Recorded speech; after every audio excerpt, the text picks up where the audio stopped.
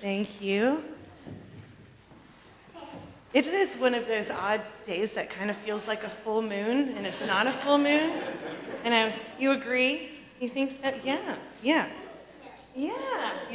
Abigail thinks so, so it must be true.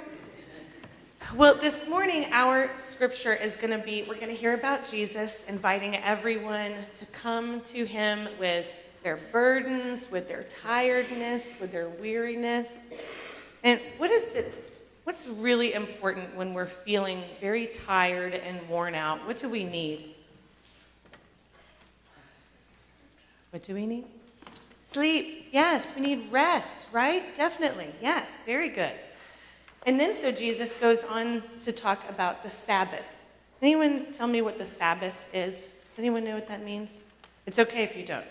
It's not a word that we use all the time. Definitely not while we're sitting at the lunch table at school or something. We're not talking about the Sabbath then. The Sabbath is biblically a day of rest. Even when God made the world, that seventh day, what did he do? He rested. Everything was good. He looked at all the hard work he had done and rested. And he wants us to rest also. But more than just getting rest and taking a break from our hard work of being God's soldiers and God's children and God's love in the world, what God really wants out of the Sabbath is time with each of us.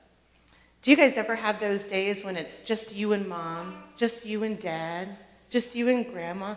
And isn't that great, just that one-on-one time, no matter what? My teenager and I it's just the two of us. And still, when we go out, just the two of us, and do something intentionally together, it's still a good time. It's special time. So how do you think God feels when we take the time to spend that one-on-one time with God?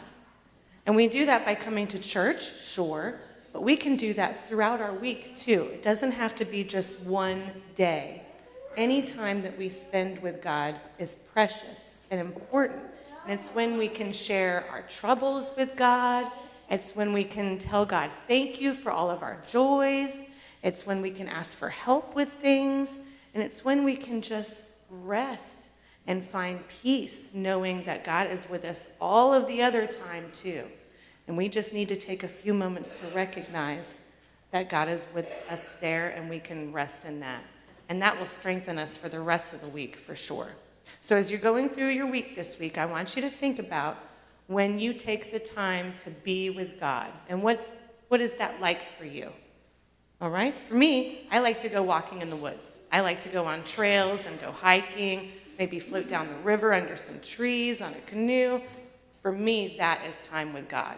So think about how you spend time with God and be really deliberate this week to do that. Okay?